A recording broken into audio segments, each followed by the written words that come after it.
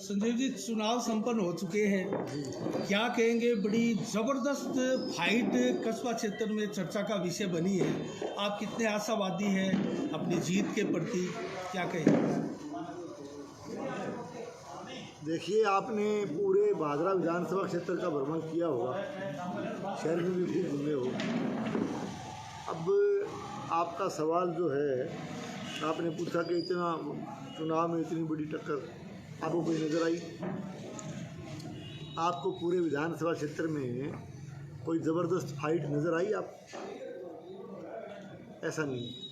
देखिए, पूरे भादरा विधानसभा क्षेत्र के चुनावी दौरे के बाद भी और जब पोलिंग चल रहा था, चुनाव चल रहा था, तो पूरे विधानसभा क्षेत्र में बड़े उत्साह के साथ और बड़ी मजबूती के साथ लोगों ने भारतीय जनता पार्टी को वोट डाला। तो अब आप प्रतिस्पर्धा की बात करते हो, कहीं नज़र नहीं आती। निश्चित रूप से भारतीय जनता पार्टी रिकॉर्ड वोटों से जीतने जा रही है इस चुनाव को, और मेरे ख्याल से बीकानेर संभाग की सबसे बड़ी जीत विधानसभा क्षेत्र भादरा में भारतीय जनता पार्टी को मिलने है। संजीव जी, हमने देखा जब चुनावी कैंपेन चल रही थी तो आप जिस उम्र के पड़ाव पर है, 10-10 गांव, 12-12 गांव एक दिन में आप निकाल रहे थे और सभी गांव में संबोधन भी हो रहा था। बलवान पुनिया आपसे उम्र में काफ़ी छोटे हैं, युवा हम उनको मान सकते हैं, वो भी कमोबस इतने ही गांव निकाल रहे थे। कितना आप चुनौतीपूर्ण इसको मानते हैं और ये ऊर्जा, एनर्जी कहाँ से आई? देखिए, ये ऊर्जा जनता देती है। जो हम लोग जिस तरह से चुनावी कैंपेन को, जिस तरह से चुनावी प्रचार को पूरे दिन और रात तक भी चलाते हैं, आपने देखा है। तो ये जो ऊर्जा है, निश्चित रूप से जनता का भारी जन समर्थन, जनता का भारी आशीर्वाद जितना मिलता गया, उतनी ऊर्जा एक तरह से पैदा होती है। ऊर्जा जनता देती है। आज बलवान पुनिया ने अपनी एक फेसबुक पर पोस्ट डाली है, 10,000 से जीत रहे हैं हम, और संभवतः आपके कार्यालय से भी 31,000 प्लस से जीत मानकर चला जा रहा है। इस पर क्या कहेंगे? ये तो अब कामरेड साहब की आप बात कर रहे हो, तो उनका तो हमेशा आप देखते हो किस तरह से वो बोलते हैं, किस तरह का वो एक तरह से सपने देख रहे हैं। सपनों का महल है, मुंगेरी लाल के हसीन सपने, सुना आपने? ये चीज़ है। अब देखिए, लगभग आप भी पत्रकार हो, आप पूरे क्षेत्र में घूमते हो, आप पोलिंग बूथों पे भी गए हो। मैं ये नहीं कहता कि आप कोई किसी की जीत या हार को डिक्लेयर करो या किसी की हार और जीत पर टिप्पणी करो, ये आपका काम भी नहीं है। लेकिन आपने पूरे विधानसभा क्षेत्र में चुनाव जिस दिन हो रहा था, पोलिंग बूथ पे भी आप गए हो, देखा आपने किस तरह का उत्साह लोगों में था और किस तरह से लोग भारतीय जनता पार्टी के समर्थन में, लोगों का मूड आपने देखा होगा। खूब लोगों ने वोट डाले, तो निश्चित रूप से भारतीय जनता पार्टी रिकॉर्ड वोटों से जीत रही है। चंगल जी, 56 पंचायतों के 117 गांव में आप कितनी पंचायतों में लीड और कितनी पंचायतों में टक्कर मानते हैं? आप मुझे पहले तो ये बताइए कि आप कौन सी पंचायत ऐसी मान रहे हो जहां हम लूज कर रहे हैं? कौन सी पंचायत आप ऐसी मान रहे हो जहां हम पिछड़ रहे हैं? सवाल ये ज़्यादा अच्छा रहेगा, क्योंकि आप संख्या कोई एक आध बता पाओगे तो हम उसका जवाब दे देंगे।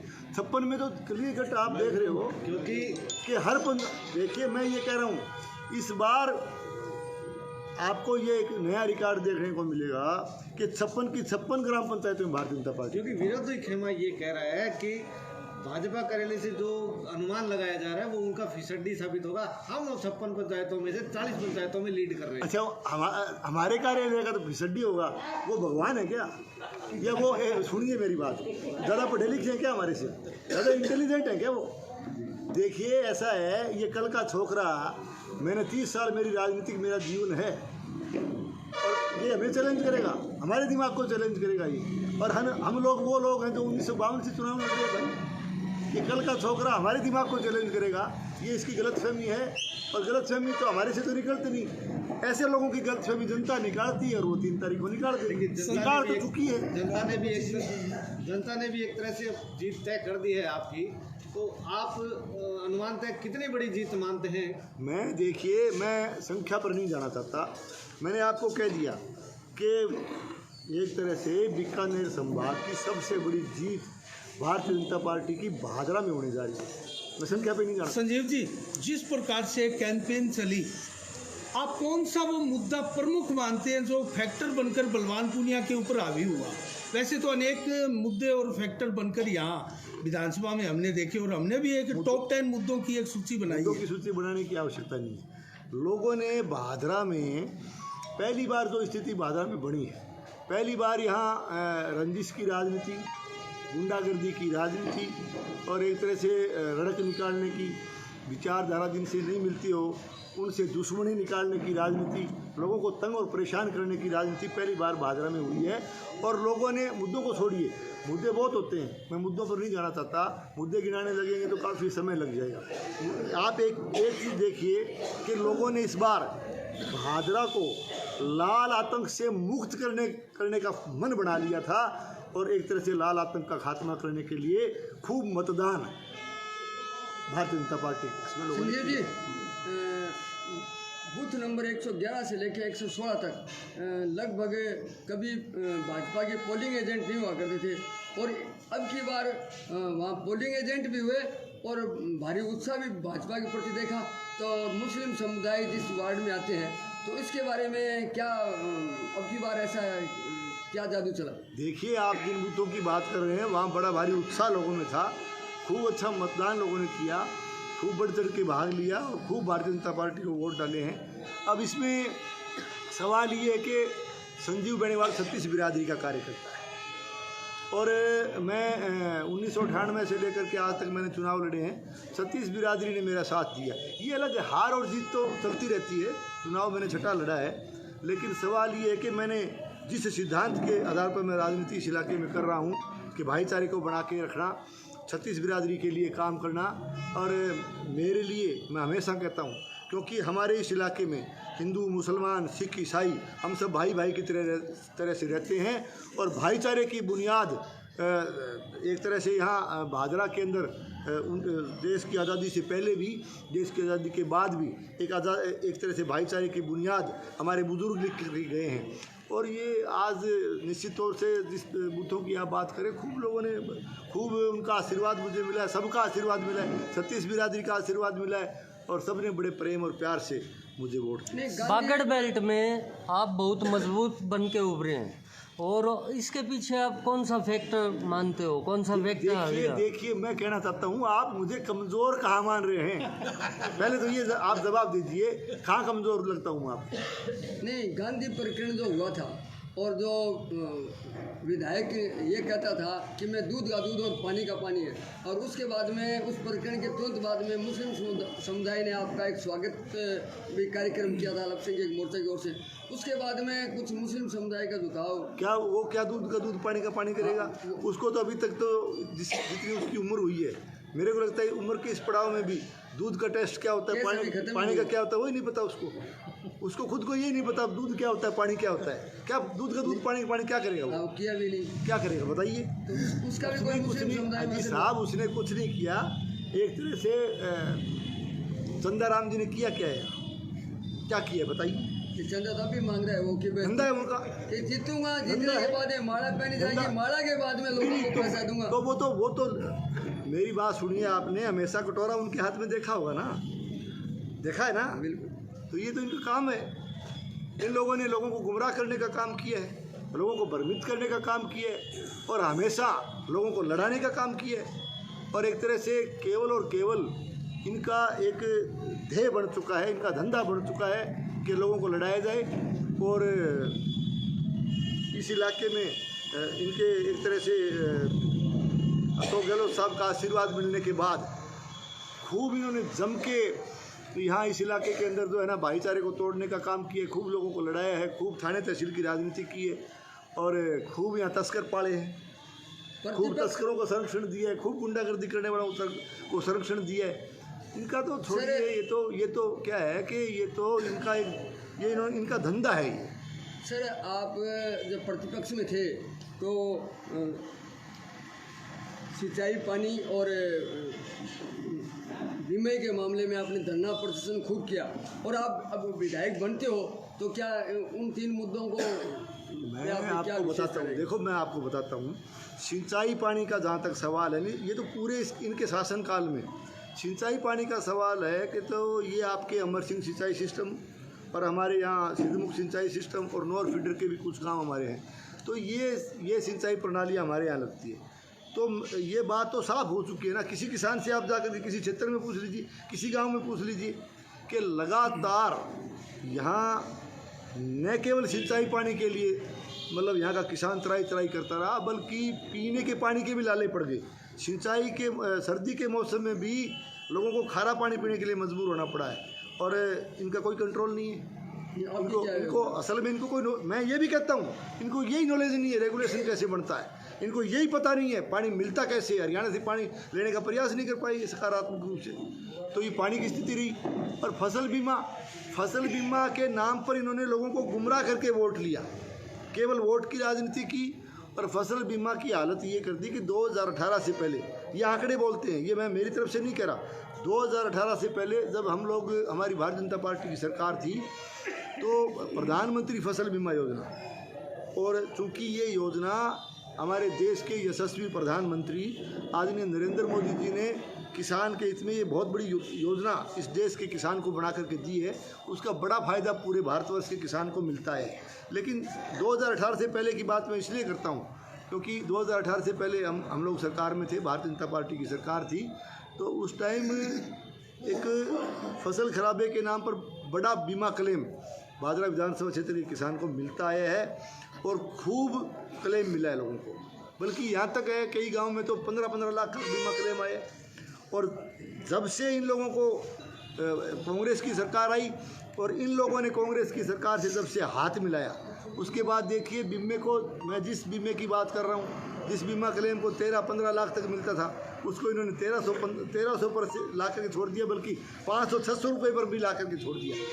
ये चीज़ें देखिए किसान को, अब किसान के भी समझ में आ गई। ऐसा क्यों हुआ? ऐसा इसलिए हुआ कि यहाँ के चुने हुए लाल झंडे वाले जनप्रतिनिधि ने, यहाँ के कृषि के अधिकारियों ने और राजस्थान सरकार में बैठे हुए भी बड़े बड़े लोगों ने, इन लोगों ने बीमा कंपनी के साथ मिलीभगत कर ली, बीमा कंपनी के साथ साठगांठ कर ली, और जो क्लेम क्रॉप कटिंग के आधार पर मिलना चाहिए था उसको सैटेलाइट के आधार पर जारी करवाया गया, केवल इसलिए क्योंकि इन्होंने इनकी मिलीभगत हो गई बीमा कंपनी के साथ, बीमा कंपनी की तिजोरी भरने के लिए, अपने घर भरने के लिए। मेरा स्पष्ट आरोप है ये, अपने घर भरने के लिए इन लोगों ने भादरा विधानसभा क्षेत्र के किसान का गला काटने का काम किया है। आप चुनावी ये मुद्दे हैं, ये मुद्दे क्या है? ये तो जनता के, ये तो आप कहीं जाकर के पूछ लीजिए। सिंचाई के मामले में ये फैल रहे, ये प्रधानमंत्री फसल बीमा योजना के नाम पर ये फैल रहे, इसलिए रहे कि इन्होंने करवाया है उसको फेल। और बाकी आप कानून व्यवस्था को ले लीजिए, आप किस क्षेत्र की बात करेंगे, जिस भी क्षेत्र में आप जाएंगे, जिस भी मुद्दे को आप उठाएंगे, ये सब जगह फैल रहे हैं। आप चुनावी मुद्दा था आपका कि भादरा कस्बे में सीवरेज का है, अन्य कई समस्या थी, तो आप विधायक बनने के बाद में कस्बे में सबसे प्रथम प्राथमिकता क्या होगी आपकी? देखिए, भादरा कस्बे की हालत तो इन्होंने ख़राब खूब की है। सीवरेज को इन्होंने ध्वस्त करके रख दिया, और इस सीवरेज सिस्टम के अंदर बहुत बड़ा भ्रष्टाचार और घोटाला हुआ है। आज पूरे भादरा शहर के लोग कितनी बड़ी परेशानी झेल रहे हैं इस सिस्टम को लेकर के, आपने देखा, आप भी शहर के वासी हो। और अकेला सीवरेज से सड़कें टूटना, बिल्डिंगें डैमेज होना, दुकानें डैमेज होना, एक तरह से पूरा गंदगी पूरे शहर में फैलना, ये चीज़ें, इसके साथ साथ तो आपने ये भी देखा होगा ना कि कई वार्डों में तो लोगों को पेयजल के नाम पर वाटर सप्लाई का जो आता है सिस्टम, उसमें गंदा पानी मिक्स, गंदा पानी मिक्स, सीवरेज का गंदा पानी, और वो मिला हुआ पानी वो पीने के लिए मजबूर होना पड़ा। और सर्दी के मौसम में भी खारा पानी पीने के लिए भी मजबूर होना पड़ा। और शहर के अंदर तो वैसे भी नगर पालिका का भी भट्ठा इन लोगों ने बैठाया है ना। नगर पालिका में न तो चेयरपर्सन कभी मिला सीट पे, न कभी अधिशासी अधिकारी मिला, और वहाँ दलाल बैठा दिए इन लोगों ने। आपकी क्या प्राथमिकता होगी? देखिए, प्राथमिकता का जहाँ तक सवाल है, हम लोग एक अच्छा सुशासन देने का प्रयास करें। और भादरा ने कस्बे की आप बात कर रहे हो, चाहे भादरा कस्बा हो, चाहे भादरा ग्रामीण का हमारा इलाका हो, सबसे पहले तो जो इन्होंने गड़बड़ की है, जहाँ जहाँ जैसे देख लीजिए आप, इस सीवरेज के अंदर भी भ्रष्टाचार हुआ है, खूब करप्शन हुआ है इसमें, आपके नगर पालिका के कार्यालय में भी। और देखिए, ये आप सड़कों के मामले में आपने देखा होगा कि किस तरह से घटिया सामग्री लगा करके सड़कें एक हफ्ते के अंदर सड़क बन रही, नई सड़कें बना रहे हैं, काली नागिन का नाम दे रहे हैं, और 7वें दिन वो सड़कें उखड़ रही। तो ये क्या है? ये इसके अंदर भी बड़ा भारी भ्रष्टाचार और घोटाला हुआ है, क्योंकि इन लोगों ने सड़कें हमने भी बनाई थी पिछले शासनकाल के दौरान, हमने कभी क्वालिटी के साथ समझौता नहीं करने दिया किसी को। आज भी वो सड़कें देख लीजिए आप।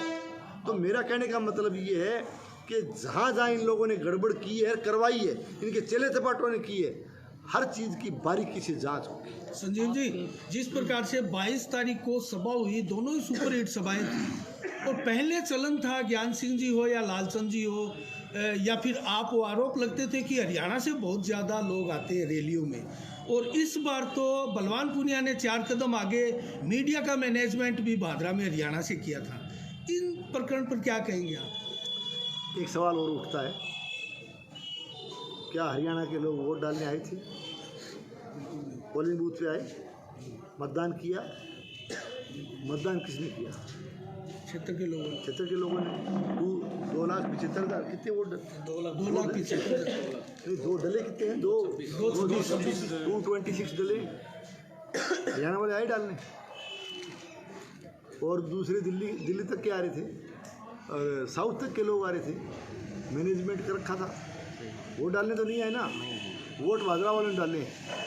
और ये चीज़ देखिए, भादरा इतना जागरूक विधानसभा क्षेत्र है, आप तो पत्रकार हो, आप तो डेमोक्रेसी का चौथा स्तंभ हो, लेकिन भादरा का मतदाता इतना जागरूक है कि वो, आप तो हरियाणा की बात करते हो, भादरा का मतदाता, भादरा का नागरिक जब रैली होती है ना, तो अगर राजगढ़ तारानगर का बंदा भी आ जाए ना, उसको भी पहचान लेते हैं, क्योंकि वो पगड़ी किस तरह की बांध के आया है, धोती किस तरह की पहन रखी है, वेशभूषा क्या है, भाषा क्या बोल रहा है, उसका हेयर स्टाइल कैसा है, उसकी बॉडी लैंग्वेज कैसी है, ये सारी बातें देख। यहाँ तो भाई पार्क ही बैठे हैं ना। अब आपने भीड़ की, आपने हमारी रैली देखी, हमारी रैली के अंदर देखा आपने, हमारी रैली के अंदर टोटल लोग सारे भादरा विधानसभा क्षेत्र के थे। संजीव जी, और हमारी रैली में तो मात्र कोई ड्राइवर भी नहीं आए होंगे बाहर के। गाड़ी चलाने वाले ड्राइवर भी अगर आते हैं ना रैली में, सैकड़ों गाड़ी आती है तो 500-700, तो अगर ड्राइवर हरियाणा के तो उनकी संख्या। लेकिन हमारे यहाँ तो ड्राइवर भी लोकल थे। हमारी रैली आपने देखी कितनी सुव्यवस्थित रैली थी। और ये हरियाणा से, बाहर से, तारानगर, नोर, आपने देखा होगा मंगेश चौधरी के पोस्टर लगे हुए, कितनी गाड़ियाँ देखी आपने? बहुत गाड़ी देखिए आपने। राजगढ़ से, सरदार शहर से, इवन आपके जो है सीकर तक के लोग, और हरियाणा पूरा का पूरा बॉर्डर एरिया लाके भर दिया। तो ये चीज़ क्या है, आप रैली का आकलन करोगे तो कंपेरेटिवली रैली जो रही, हमारी रैली प्योर भादरा की रैली थी, भादरा की जनता की रैली थी, और इन्होंने रैली की वो सारी बाहर से लाके की। अगर तो फिर ये तो मेरा एक ही कहना है ना कि देखिए, भीड़ तो आप इकट्ठी से आप हज़ारों की संख्या क्यों, लाखों में कर दो, आप कर सकते हो बाहर से लाके लोग सही, लेकिन भादरा की जनता नहीं थी। भादरा की जनता जो आई वो भारतीय जनता पार्टी की रैली में आई, अपना पूरा आशीर्वाद दे करके गई है। और ये चीज़ मतदान भी भैया उन्होंने किया है, और उन्होंने जब मतदान किया है तभी मैं कह रहा हूँ कि भारतीय जनता पार्टी बीकानेर संभाग की सबसे बड़ी जीत भारतीय जनता पार्टी की। अगर आप विधायक बने तो बरसों से चली आ रही जो 14 बारानी गाँव की जो समस्या है उसको हल कर पाएंगे? देखिए, मैं 2 बार मुझे पहले भी भादरा विधानसभा क्षेत्र के लोगों ने चुन के भेजा, और मैंने हर बार, मैं जब 1998 में जब MLA बना तो उस समय आपको याद होगा, जन साहब आप बहुत पुराने पत्रकार हैं, सिद्धमुख वितरिका, सिद्धमुख सिंचाई परियोजना की 2 डिस्ट्रीब्यूटरी, सिद्धमुख वितरिका और रतनपुरा वितरिका, ये बहुत पुरानी लंबी थी। मेरे बनने से पहले 2-3 प्लान आ गए थे, 2-3 कार्यकाल निकल गए थे कि लगातार लोग धरने, गाड़ियाँ बसें भर के जयपुर जाना, लंबा आंदोलन चला। मैंने वादा किया था 98 में, और मैंने उसको पूरा किया। सिद्धमुख वितरिका और रतनपुरा वितरिका को न केवल हमने मंजूरी दिलाई, उसको बना के, उसको कंप्लीट करके हमने काम 12 महीने के अंदर, 1.5 साल के अंदर हमने पूरा करवा दिया। मेरा कहने का मतलब ये है कि हम लोग, हमारी कथनी और करनी में अंतर नहीं है। हम जब भी हम आए हैं, एक 2, 4 जितने करा पाए हैं, हमने उन मुद्दों को हल करवाया है। पिछले कार्यकाल में हम आए, कॉलेज, राजकीय महाविद्यालय, कितनी पुरानी मांग थी, आप समझ सकते हो इस बात को, उसको हमने पूरा किया। 98 वाले टर्म की बात मैं दोबारा दोहराना चाहूँगा। SDM हेडक्वार्टर यहाँ आपको SDM कार्यालय के लिए नौर जाना पड़ता था, 45 किलोमीटर, हमने यहाँ खुलवाया, बना के नहीं बना। तो ये चीज़ दूसरी मैं और कहना चाहता हूँ, एक लंबी मांग उस ज़माने के अंदर कि भाई बार बार हम जाते थे गांव में, ये नहरें हमारी अमर सिंचाई सिस्टम केवल उस तक सीमित थी, उससे आगे जो माइनरें थी आपकी, चाहे NTR हो, DPN हो, सरदारपुरा माइनर हो, मुंसरी माइनर, भादरा, मैराना माइनर, जो भी माइनरें थी सारी कच्ची हुआ करती थी। न केवल सिल्ट निकालनी पड़ती थी, न केवल सफाई करनी पड़ती थी, बल्कि नहरें टूट जाती थी, कई बार डैमेज, मतलब साल में 2-3 बार टूट जाती थी नहरें, पानी नहीं मिलता था किसान को। लोगों ने मुद्दा उठाया कि साहब ये होना चाहिए, और हर कार्यकाल में वो मुद्दा उठता है। लेकिन हमने 98 में वादा किया, RWSRP प्रोजेक्ट सारी नहरों को हमने पक्का करवाया। और पिछले कार्यकाल में, जैसे कॉलेज की मैं बात कर रहा हूँ, जैसे रेलवे अंडर ब्रिज के धरनों पर मैं गया था, धरने चलते थे, सारे रेलवे अंडर ब्रिज हमने बनवाई। ओवरब्रिज का धरना बाडी मोड़ पे चलता था, हमने ओवरब्रिज बनवाया। कहने का मतलब मेरा ये है कि संजीव जब भी आता है तो कोई न कोई नया काम करके जाता है। संजय जी, मेरा अंतिम प्रश्न है, भादरा विधानसभा में हनुमानगढ़ जिले में दूसरे नंबर पे है मतदान में, और राजस्थान में 9वें नंबर पे। ये भारी मतदान का क्या कारण है? भारी मतदान का कारण ये है कि लोग इनके लाल झंडे वालों के, कांग्रेस के मिले जुले कुशासन से तंग आ चुके हैं, और एक तरह से यहाँ से लाल आतंक को विदा करने के लिए लोगों ने अपनी पूरी ताकत झोंक दी।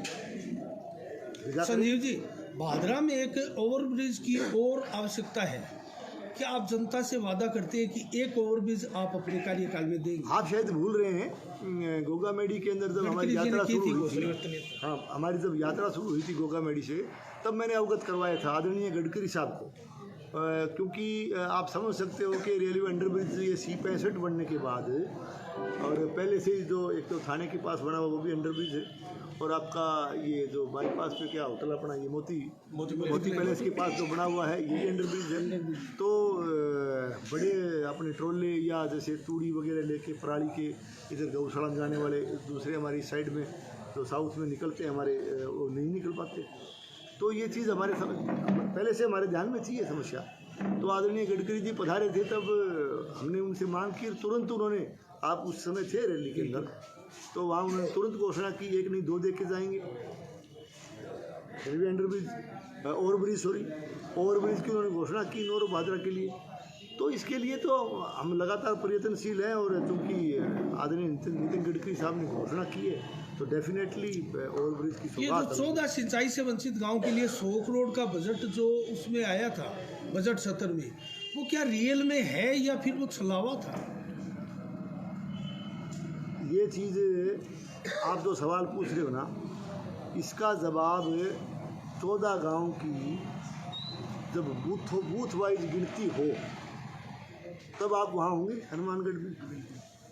उन बूथों की संख्या लिख लीजिए, जो बूथ के उनके भाग संख्या वो नोट कर लीजिए, लिस्ट बना लीजिए, और एक भी बूथ में जीत किया जाए तो आप मान लेना कि 100 करोड़ वाली बात में लोगों ने विश्वास किया है। और यदि बूथ में कहीं बूथ का रिजल्ट अगर नेगेटिव आएगा तो क्या आप ये मान पाओगे कि 100 करोड़ की घोषणा को लोगों ने माना है? ये तो जनता देगी ना जवाब इसका। हम बार बार एक ही मुद्दे को लेकर के बार बार उसकी मुखालफत करें, तो इससे अच्छा तो ये है ना कि परिणाम देख लेना आप। पर ये तो साफ बात है भाई, आप कोई भी निर्माण कार्य होता है, मैं ये नहीं कहता 100 करोड़ की अगर घोषणा तीसरे बजट में हुई है ये विधानसभा के अंदर, हमारे माननीय मुख्यमंत्री जी चूँकि वो वित्त मंत्री भी थे, उन्होंने घोषणा की है, सरकार की घोषणा है ना, तो 100 करोड़ की अच्छी बात है। हमने भी उस समय वेलकम किया था कि अच्छी बात है आप सिंचाई की सुविधा दे रहे हो, लेकिन हमने भी स्वागत किया उस बात का, लेकिन वो बात धरी की धरी रहेगी ना। 2 साल तो निकल गए, उसके बाद 2 साल में आपने कहीं 100 करोड़ का कोई एक ईंट की कहीं देखी क्या लगी हुई? तो 2-2 साल तक आप धरातल पे नहीं उतर पाओ, ये होता है क्या कभी? नहीं, एक मुख्यमंत्री का वर्चुअल उद्घाटन कर, सुनिए आप, वर्चुअल की बात छोड़िए आप, मैं ये कहता हूँ 100 करोड़ की घोषणा यदि होती है तो 2 साल तक वो धरातल पे नहीं दिखे, ये कभी होता है क्या भाई? बिल्कुल नहीं होता है कभी? तो नहीं होता तो अब मैं कह सकता हूँ जनता समझ सकती है इस बात को। देखिए कोई भी आप किसी भी, यहाँ बहुत से लोग बैठे हैं, हमारे इंजीनियर्स भी आपसे मिलते रहते हैं, यहाँ के बहुत बुद्धिजीवी लोगों से आप मिलते होंगे। कोई भी चाहे किसी भी महकमे का, किसी भी डिपार्टमेंट का कोई भी विकास का कार्य जो कंस्ट्रक्शन वर्क जो होता है उसके लिए पहले उसकी प्रशासनिक स्वीकृति जारी होती है, उसकी तकनीकी स्वीकृति जारी होती है और उसके बाद वित्तीय स्वीकृति जारी होती है। वित्तीय स्वीकृति जारी होने के बाद में उसके टेंडर लगते हैं, निविदाएं आमंत्रित की जाती है और फिर टेंडर खुलने के बाद में उसके वर्क ऑर्डर जारी होते हैं। वर्क ऑर्डर जारी होने के बाद शिलान्यास किया जाता है मेरे भाई, बाद में किया जाता है ना। बिल्कुल। अब इन लोगों ने तो आप बताइए, आप ला के दे दीजिए मुझे रिकॉर्ड वित्तीय स्वीकृति का, प्रशासनिक स्वीकृति का, तकनीकी स्वीकृति का, टेंडर का, वर्क ऑर्डर की कोई कॉपी आप मुझे दे दीजिए, मैं मान लूँगा, जनता भी मान लेगी। अब वर्चुअल आप करा रहे हो और वर्चुअल भी आप उसमें भी आपने चूक कर दी। आप जो है ना लोगों को भ्रमित करने में भी चूक गए आप। अरे वर्चुअल आप करवा रहे हो, वो भी चुनाव की आचार संहिता लगने से 3 दिन, मात्र 3 या 4 दिन पहले, 2 दिन पहले, वो भी वर्चुअल करा रहे हो।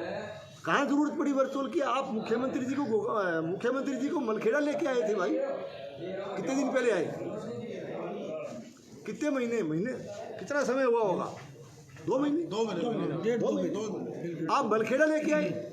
अच्छा होता आप मलखेड़ा चाय पिला के मुख्यमंत्री जी को आप मुंदरिया बड़ा या किसी भी गांव में ले जा करके शिलान्यास करवा देते। और मुख्यमंत्री जी जब जनता से रूबरू होते हैं तो वो एक एक चीज़ की जानकारी भी देते कि हमने साहब ये किया है, ये हमारा ये हम शिलान्यास कर रहे हैं, हमने उस दिन स्वीकृति जारी की है, इतने किलोमीटर नहर बनेगी, ये आपकी अलाइनमेंट रहेगी, इन लोगों को, इन गाँवों को हम सिंचित करेंगे। अच्छा होता यदि ये किया जाता तो, लेकिन करना नहीं था इनको, करना ही नहीं था ना। बलवान और वर्चुअल की कहाँ नौबत आ गई बताइए आप? वर्चुअल करा दें आप वर्चुअल को, अलबत्ता तो मेरे ख्याल से यहाँ कितने लोग बैठे हैं वर्चुअल को नहीं समझ पाते हैं क्या होता है, कोई समझ पाता है? इनको पूछिए आप, ये बता पाएंगे क्या वर्चुअल क्या होता है? ये इनसे पूछिए, आप इनसे बैठे उनसे पूछिए, किसान समझ सकता है क्या वर्चुअल क्या होता है? तो आप संदेश देने का प्रयास कर रहे हो, वो संदेश जनता तक यूँ नहीं जाता मेरे भाई। आप काम कीजिए, आप काम करोगे तो पहुंचा पाओगे। तो मेरा कहने का मतलब ये है, मेरा मानना ये था, हम भी खुश हुए, मुख्यमंत्री जी ने घोषणा की, हम भी खुश हुए, अच्छी बात है भाई 14 गांव में पानी मिलेगा, लेकिन अभी तक उस चीज़ को धरातल पर नहीं उतार पाना, ये कहीं न कहीं लोगों में संदेह पैदा करता। संजीव जी, बलवान पूनिया दर्जनों बार अपने संबोधनों में एक बात कहते थे कि अब मैं 20 वर्ष विधायक बनूंगा, लगातार 1 योजना हो गई, 3 योजना और बाकी है, और मेरे से कोई तेज दौड़ने वाला होगा, आगे निकलने वाला होगा, विकास पुरुष होगा, वही मेरे से ये विधायक की कुर्सी छीन सकता है। तो या तो वो लड़खड़ा रहे हैं या आप तेज दौड़े हैं, क्या है दोनों में से? पीटी उषा है क्या वो? क्या है यार ये बातें? अब आप अगर जनता जिसको चाहे, जनता अगर चाहे तो जीवन पर्यंत बनाए, मना कौन कर सकता है भाई? जनता अगर चाहे तो किसी व्यक्ति को जीवन पर्यंत बनाए, जनता को कौन मना कर सकता है? कौन हाथ पकड़ेगा जनता का? जनता का फैसला होता है और जनता का फैसला अभी 3 तारीख को हो जाएगा, उसी में देख लेना आप। हमारे इन्हीं चुनावों में अंदर नहरी पानी और पेयजल पानी के अलावा किल्लाबंदी और चकबंदी की भी बातें विरोधी निर्दलीय प्रत्याशी बजरंग जी, राजेंद्र जी बड़ी मजबूती से करते हैं। उन्होंने ये कहा कि हमारे अलावा कोई नहीं करवा सकता, आप चुन करके आते हैं, तो क्या आप इसको प्रमुखता से करवा पाएंगे? देखिए, करवाया किसी ने नहीं, हमने इसे किल्लाबंदी, चकबंदी, किल्लाबंदी, मुर्गाबंदी का जिक्र और बाराबंदी का जिक्र 2013 में हम बने, उससे पहले भी चलता है ये तो। किसी ने किया क्या? लेकिन हमने किया। हमने चकबंदी, किलाबंदी, मुरबाबंदी के काम को मेलिया गांव में हमने शिलान्यास के उस काम का शुभारंभ किया और 85% के करीब हमने काम पूरा कर दिया था, ताकि बाराबंदी की पर्ची लोगों के हाथ में जाए। उसके बाद आचार संहिता लग गई। इन लोगों ने जब ये राज में आए, कांग्रेस की सरकार आई थी, इन लोगों ने, इनका अलायंस हो गया, इन लोगों ने जानबूझ करके, क्योंकि ये उस काम को पूरा नहीं करना चाहते थे, इनको जनता की परेशानियों की कोई परवाह इन्होंने नहीं की, उस पूरे बस्ते को इन्होंने ठंडे बस्ते में डाल दिया, महज इसलिए कि ये काम तो भाई बीजेपी का किया हुआ है, सरे बीजेपी को मिल जाएगा, ये इस बात के लिए डाल दिया। और ये तो काम जो हम छोड़ के गए थे, वो काम केवल 3 महीने में पूरा होने वाला था, अभी तो 5 साल निकल गए। ये अच्छा होता कि 2-3 महीने में उस काम को कंप्लीट करके बाराबंदी लागू कर देते, लेकिन उसको फाइल को डाल के ठंडे बस्ते में, और इन्होंने कहा कि हम सिंचाई के तंत्र को सुधारेंगे। क्या सुधार किया? नोर में थाना खोला कि हम सिंचाई का थाना खोल करके और लोगों को जो है ना बिल्कुल इसमें दबाव बना करके हम इस सिंचाई के सिस्टम को सुधार देंगे। देखिए, जनता के अंदर आपको काम करना पड़ेगा भाई, काम करके, चूँकि यहाँ पानी की जो समस्या आई हुई है, पानी के जो झगड़े हो रहे हैं, वो महज इसलिए हो रहे हैं कि आपने काम नहीं किया। दरअसल अच्छा होता कि आप उस काम को पूरा करते और किसान को सिंचाई की पर्ची हाथ में देते, तो अपने आप किसान अपने अपने हिस्से का पानी ले लेते। नहीं किया इन्होंने। थाना खोलने से आप पानी की समस्या का समाधान करा पाओगे? कभी नहीं करा पाओगे आप। तो ऐसे में आपने मुकदमे, बल्कि आपने तो इसके अंदर जो है लोकतंत्र को लठतंत्र बना दिया। आपने तो बल्कि झूठे मुकदमे टारगेट कर करके, ठीक है, चोरी कोई करेगा तो मुकदमा होगा, उसमें हम टिप्पणी नहीं करना चाहते, लेकिन आपने तो उसकी आड़ ले करके रंजिशवश किसानों पर झूठे मुकदमे दर्ज कराने तक का काम किया आपने। ये स्थिति है आपकी। इस बार संजीव बेनीवाल के भाषणों में वेरिएशन दिखा और कुछ आक्रामकता दिखी और वर्तमान परिस्थितियों के अनुकूल अपने भाषण को डाला और पूरा लाव लश्कर लेकर भी चले, उत्साह भी ज़्यादा था। क्या इसका रीज़न रहा संजीव जी कि आपने कुछ तब्दीली भी की? पहले क्या इस प्रकार से आपने महसूस किया जो इस बार आप जो करके आ रहे हैं? भाषण जनता की मांग के अनुरूप दिया जाए तो अच्छा रहता है। भाषण अगर जनता की मांग के अनुरूप दिया जाए तो अच्छा, क्योंकि हम जनता के नुमाइंदे हैं भाई। जनता का जैसा मन है, अब जनता मुझे कहेगी, अगर मैं कोई कविता जानता हूँ, जनता कहेगी भाई साहब सुना दो तो सुना दूँ। आप एक और शेर सुनाते थे ना, वो सुनाना है। अब वो शेर वेर तो यार ये क्या होता है, ये चीज़ें देखिए, क्योंकि चुनाव प्रचार के दौरान इतनी व्यस्तता बढ़ जाती है तो कहीं न कहीं मन हल्का करने के लिए भी सुना देते हैं। श्रीमान जी, मुख्य विरोधी पवन पूनिया आपका एक गरिमामय पद पर रहे हैं और आप भी एक गरिमामय पद को रखते हैं, लेकिन इन चुनाव में देखा गया उन्होंने बहुत ही ज़्यादा अपशब्द और अशोभनीय वाणी का इस्तेमाल किया, आप पर व्यक्तिगत और आपके सहयोगियों पर व्यक्तिगत टिप्पणी की। तो क्या आप 3 तारीख के बाद में ऐसी कोई अनुशासनात्मक कार्रवाई करना चाहेंगे? देखिए, ऐसा है कि मैं परवाह नहीं करता, बलवान पूनिया की मैं हवा भर भी परवाह नहीं करता। और बलवान पूनिया को ठीक है, वो हम सम्मान करते हैं, वो गरिमा में पद पे हैं, माननीय विधायक अभी तक रहे हैं, वो मैं सम्मान करता हूँ। लेकिन जिस तरीके से वो बोलते हैं, या जैसे कोई वो यूँ सोचते हैं कि मैं गब्बर सिंह हूँ, तो संजीव कुमार गब्बर सिंह से कभी नहीं डरता, हम परवाह नहीं करते। और अरे यार क्या बात करते हो, बलवान पूनिया, देखिए हम पॉलिटिकल पर्सन हैं, हम सार्वजनिक जीवन में हैं, इसलिए मैं कभी भी सार्वजनिक जीवन में एक गरिमा में पद पे लोगों ने मुझे भी पहुंचाया है, और इस पद पे रहते हुए या इस सार्वजनिक जीवन में एक तरह से मर्यादा में रह करके हमें बोलना चाहिए, ये हमारी ड्यूटी बनती है संजीव जी। लेकिन मर्यादा विहीन हो चुका है वो, तो उसने सारी मर्यादाएं लांग दी भाई। मीनू बेनीवाल संजीव जी, दानवीर को भी उन्होंने मर्यादाहीन होकर संजीव जी, और अगर वो चुनौतीपूर्ण तरीके से मेरे सामने आए, मैं देखिए, मैं फिर कहना चाहता हूँ, मैं गरिमा में ही रहूँगा और मर्यादा का कभी उल्लंघन मैंने किया न करूँगा। लेकिन उसको अगर कोई गलतफहमी है ना, तो वो चुनौती दे करके मुझे किसी भी क्षेत्र में आ जाए तो वो पूरा नहीं आ पाएगा। संजीव जी, संविधान ने औकात कहाँ है यार उसकी, इतनी कहाँ हिम्मत है उसकी, संविधान वो ने हमें को चैलेंज ही नहीं कर सकता, डोल ही नहीं है उसका। संजीव जी, संविधान ने हमें एक बहुत बड़ा अधिकार दिया है, अभिव्यक्ति की आज़ादी। तो उसके ऊपर आप किस तरह से विचार देखिए, रखते उस हैं? पर विचार क्या करना है, आपने देखा नहीं क्या भाई, पत्रकार आप पत्रकारिता से जुड़े हो, आप डेमोक्रेसी के चौथे स्तंभ हो, प्रजातंत्र के चौथे पहिए हो, आप पे भी मतलब एक पत्रकार बंधु पर भी उसमें जा कर के बजाज नगर थाने में मुकदमा दर्ज करवाना, तो ये चीज़ नहीं हुई क्या? आपने नहीं झेला, आपके किसी मित्र ने नहीं झेला क्या मुकदमा? सुनिए आप, क्या है ये? ऐसा होता है कभी? भाई आप प्रेस पे हमला कर रहे हो, आप आम आदमी पे हमला कर रहे हो, जुबानी हमला, और आप अमर्यादित भाषा बोल रहे हो, आप जैसे जचे वैसे बोल रहे हो। भगवान हो क्या आप? क्यों नहीं चुनौती देंगे लोग? अरे संजीव तो फिर भी मर्यादा में रहने वाला व्यक्ति है, लेकिन ये पूरा भादरा विधानसभा क्षेत्र, भैया बड़ा में डेरू बज जाए तो कौन सुनेगा भाई? कौन सुनेगा? क्या उसके दिमाग में ये है क्या कि तेरे जैसा सिर्फ फिरा कोई और नहीं है भादरा में? अरे तेरे से तो बड़े बैठे हैं भाई। इसलिए मैं उसको सलाह देता हूँ कि अभी भी धैर्य रख, ठंडा करके खा। अभी भी कहता हूँ, अच्छा रहेगा, तेरे स्वास्थ्य के लिए भी अच्छा रहेगा, तेरे भविष्य के लिए भी अच्छा रहेगा, क्योंकि मेरा पड़ोसी है भाई, मैं तो उसका शुभचिंतक हूँ। मैं कोई उसका, देखिए, राजनीतिक विरोधी हो सकता हूँ, मैं राजनीतिक विरोधी हो सकता हूँ, लेकिन वो हमारे बिल्कुल पड़ोसी है मेरा, तो सामाजिक तौर पर मैं सलाह देता रहूँगा, अच्छी सलाह दूंगा अगर लेगा तो, और देनी भी चाहिए। तो ये चीज़ है, उसको अभी भी समझ लेना चाहिए। और मैं तो अभी भी कहता हूँ कि भगवान उसको सद्बुद्धि दी, अभी भी कहता हूँ। अभी हमारे दर्शक कह रहे हैं संजीव जी के चेहरे के ऊपर जीत के भाव जो है वो स्पष्ट दिखाई दे रहे हैं। कब आपको महसूस हुआ कि अपन जीत रहे हैं?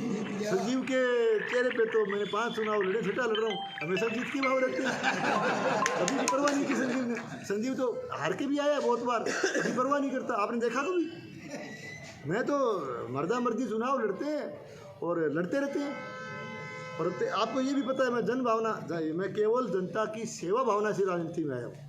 मैंने इसको इनकी तरह से राजनीति को व्यापार नहीं बनाया, मैंने कभी बिजनेस नहीं बनाया, मैंने कभी। मैं खेतीबाड़ी करने वाला हूँ, किसान हूँ, सिर्फ मैं राजनीति करता हूँ जनता की सेवा की।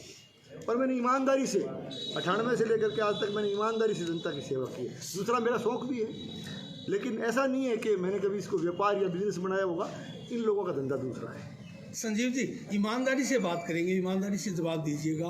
आपने पूरी चुनावी कैंपेन बड़ी मुस्तैदी के साथ और ताकत के साथ लड़ी है। बीच में कभी आपने महसूस किया कि अब रणनीति चेंज करनी पड़ेगी? नहीं महसूस। देखिए, मैं जब से चुनावी कैंपेन शुरू हुआ, जब से चुनाव का प्रचार शुरू हुआ, एक पल भी ऐसा नहीं आया कि कहीं जनता मेरे साथ खड़ी नजर नहीं आई। लगातार भादरा क्षेत्र की जनता मेरे साथ खड़ी थी, तो प्रचार का सिस्टम बदलने की आवश्यकता कहाँ थी? ये रिदम बना हुआ है। रिदम बना हुआ था। जनता पहले दिन से मेरे साथ थी, और अभी तक चुनाव जब हुआ है, तब आप देख रहे हो चुनाव का पूरा। ये चुनाव संजीव ने नहीं लड़ा, ये भादरा क्षेत्र की जनता ने लड़ा भाई। संजीव तो उम्मीदवार था। चलो, अगर अग्रिम बधाई हम भी आपको देते हैं, जैसी चर्चा है, आप भी क्या संदेश देंगे जनता को? देखिए, संदेश का जहाँ तक सवाल है, मैं सबसे पहले तो भादरा विधानसभा क्षेत्र के समस्त मतदाताओं का, क्षेत्र की जनता का, सबका आभार प्रकट करता हूँ कि सब ने मिल कर के एक तरह से यहाँ शांतिपूर्ण चुनाव हमारे संपन्न हुए, और बिल्कुल लोकतांत्रिक ढंग से चुनाव लड़ा गया, और जनता ने खूब अच्छा मतदान में भाग लिया। और सबसे पहला देखिए, ये बाकी बातें चलती रहती है, चुनाव की सफलता जीत हार से जुड़ी हुई नहीं होती। आज जीत तो जनता ने जिसको चाहा वो जीत जाएगा, ये तो साफ सी बात है ना। लेकिन सबसे बड़ी क्षेत्र की जीत, क्षेत्र के अंदर, इलाके के अंदर, हमारी भादरा विधानसभा क्षेत्र में शांतिपूर्ण चुनाव हो गया, हमारा भाईचारा बना रहा, और शांतिपूर्ण चुनाव होना, शांतिपूर्ण मतदान संपन्न होना, ये अपने आप में पूरे क्षेत्र की जीत मानता हूँ मैं। संजीव जी, इसलिए मैं क्षेत्र के मतदाताओं को और सभी इलाकावासियों को इस सफलतापूर्वक चुनाव संपन्न करवाने के लिए बहुत बहुत बधाई देता हूँ। बहुत आप पर एक कमेंट लोगों के आते हैं कि आपने 98 में आपने लहर में जीत हासिल की, 13 में आपने लहर में जीत हासिल की, और 13 में मैं जनता को भी बता दूं, आपको याद दिला दूं, 82.84% मतदान हुआ था, और इस बार फिर 2023 में 82.47% बम्पर मतदान हुआ है। तो इस बार जनता भी ये कह रही है कि ये लहर ऊपर की नहीं, संजीव बेनीवाल की लहर है। बाजरा में क्या कहेंगे आप? बाजरा में लहर में भी लोग आ रहे हैं, नाम नहीं लेना चाहता मैं। नाम नहीं लूँगा मैं, ये इतिहास उठा के देखिए, लहर में भी आ रहे हैं लोग। सवाल लहर का नहीं होता भाई, सवाल ये होता है कि जनता का आपको समर्थन मिले, जनता का आपको आशीर्वाद मिले, तब जाके चुनाव जीता जाता है। चुनाव जनता लड़ती है, ये वहम है आदमी की। देखिए, ये मैं कहना चाहता हूँ कि केवल कैंडिडेट को वहम रहता है कि मैं चुनाव लड़ रहा हूँ या मैं कोई ताकतवर हूँ। कैंडिडेट की कोई ताकत नहीं होती, कैंडिडेट तो कैंडिडेट है, सिर्फ जनता की ताकत काम करती है, जनता का आदेश काम करता है, जनादेश काम करता है। चुनाव हमेशा जनता ही लड़ती है, चुनाव जनता लड़ती है। श्रीमान जी, आपको अग्रिम शुभकामनाएं देता हुआ अंतिम सवाल कर रहा हूँ। जनता ने आपको विकास के विश्वास के साथ में बड़ा जनमत दिया है। आपके प्रथम ध्येय, प्रथम विकास कार्य कहाँ से शुरू कर रहे हैं आप कार्यकाल? जनता ने जिस आशा और विश्वास के साथ मेरे पक्ष में मतदान किया है या मुझे जो आशीर्वाद दिया है, मैं जनता के दिए गए भरोसे पर, जनता के दिए गए विश्वास पर खरा उतरने की पूरी कोशिश करूँगा। और जनता ने जो उम्मीदें और जो अपेक्षाएं मेरे से की है, चाहे वो विकास के क्षेत्र में हो, चाहे वो इस इलाके की सुख समृद्धि कैसे रहे, यहाँ कानून व्यवस्था बढ़िया बने, किस तरह का सुशासन लोग चाहते हैं, मैं उनके एक तरह से जो उन्होंने विश्वास मेरे प्रति प्रकट किया है, उनके विश्वास पर खरा उतरने की पूरी कोशिश करूँगा। और इस भादरा विधानसभा क्षेत्र के विकास में और भादरा विधानसभा क्षेत्र की व्यवस्था बढ़ाने में और यहाँ का भाईचारा बढ़ाने में और यहाँ अच्छा सुशासन देने में किसी तरह की कोई और कसर बाकी नहीं है। बहुत बहुत बहुत बहुत धन्यवाद, शुभकामनाएं। धन्यवाद।